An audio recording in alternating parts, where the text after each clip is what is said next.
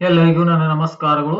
Lesson based assessment LB ಆಧಾರಿತ ಘಟಕವಾರು ಕಿರು ಪರೀಕ್ಷೆ ತರಗತಿ 6 ವಿಷಯ ಗಣಿತ ಅಂಕಗಳು 20. ತಮ್ಮ ಶಾಲೆ ಹೆಸರನ್ನ ತಾಲೂಕು ಮತ್ತು ಜಿಲ್ಲೆ ಹೆಸರುಗಳನ್ನ ಬರ್ಕೋತಕ್ಕಂಥದ್ದು.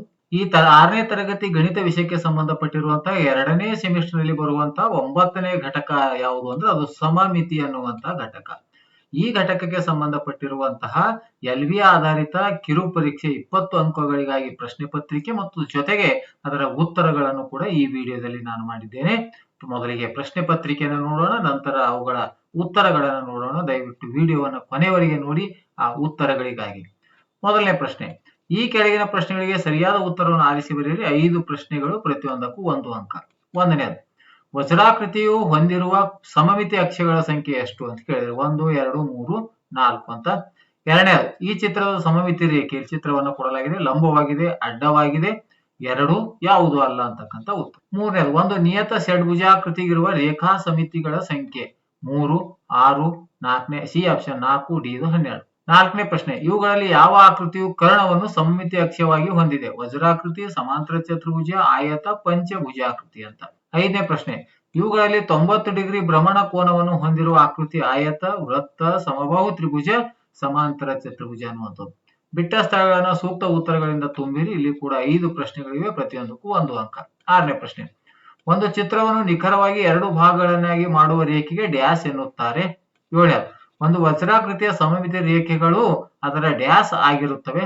8ನೇ ಪ್ರಶ್ನೆ, 3 ರೇಖಾ ಸಮಮಿತಿಯನ್ನು ಹೊಂದಿರುವ ತ್ರಿಭುಜವು ಡ್ಯಾಶ್ ತ್ರಿಭುಜ ಆಗಿರುತ್ತದೆ ಅಂತ. 9ನೇ ಪ್ರಶ್ನೆ, ಯಾವುದೇ ಆಕೃತಿಯ ಪೂರ್ಣ ಭ್ರಮಣ ಸಮಮಿತಿ ಕೋನವು ಡ್ಯಾಶ್ ಇರುತ್ತದೆ.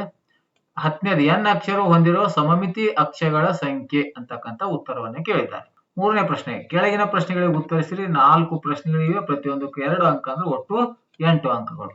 ಪ್ರಶ್ನೆ 11, ಸಮಮಿತಿ ರೇಖೆ ಎಂದರೇನು? 12ನೇದು, ಈ ಕೆಳಗಿನ ಆಕೃತಿಗಳಲ್ಲಿರುವ ಸಮಮಿತಿ ರೇಖೆಗಳ ಸಂಖ್ಯೆ ಬರೆಯಿರಿ. ವೃತ್ತ, ವಜ್ರಾಕೃತಿ.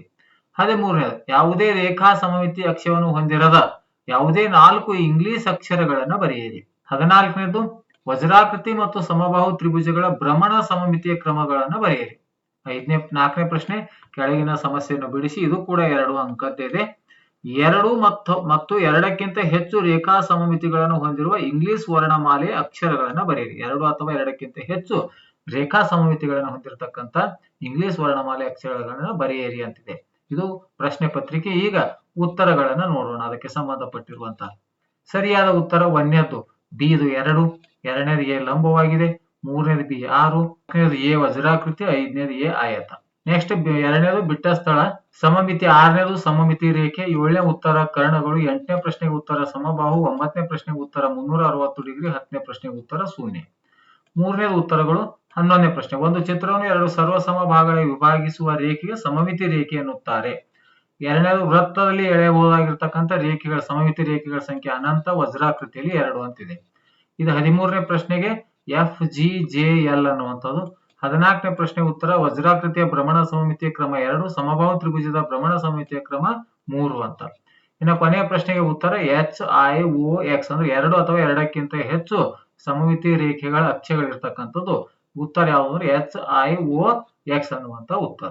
6ನೇ ತರಗತಿ ಗಣಿತ ವಿಷಯಕ್ಕೆ ಸಂಬಂಧಪಟ್ಟಿರುವಂತಹ 2ನೇ ಸೆಮಿಸ್ಟರ್ನ ಎಲ್ಲಾ ಘಟಕಗಳ ಒಂದು ಕಿರು ಪರೀಕ್ಷೆಯ ಪ್ರಶ್ನೆ ಪತ್ರಿಕೆ ಎಲ್ಬಿ ಆಧಾರವಾಗಿಟ್ಟುಕೊಂಡು ಮತ್ತು ಅವುಗಳ ಉತ್ತರಗಳನ್ನು ವಿಡಿಯೋ ಮಾಡ್ತಾ ಇದ್ದೀನಿ. ಈ ವಿಡಿಯೋ ಇಷ್ಟ ಆದರೆ ದಯವಿಟ್ಟು ಲೈಕ್ ಮಾಡಿ, ಶೇರ್ ಮಾಡಿ ಮತ್ತು ಸಬ್ಸ್ಕ್ರೈಬ್ ಮಾಡೋದನ್ನ ಮರೆಯಬೇಡಿ ಅಂತ ಹೇಳುತ್ತಾ ಈ ವಿಡಿಯೋ ನೋಡಿರುವ ತಮ್ಮೆಲ್ಲರಿಗೂ ನನ್ನ ನಮಸ್ಕಾರಗಳು.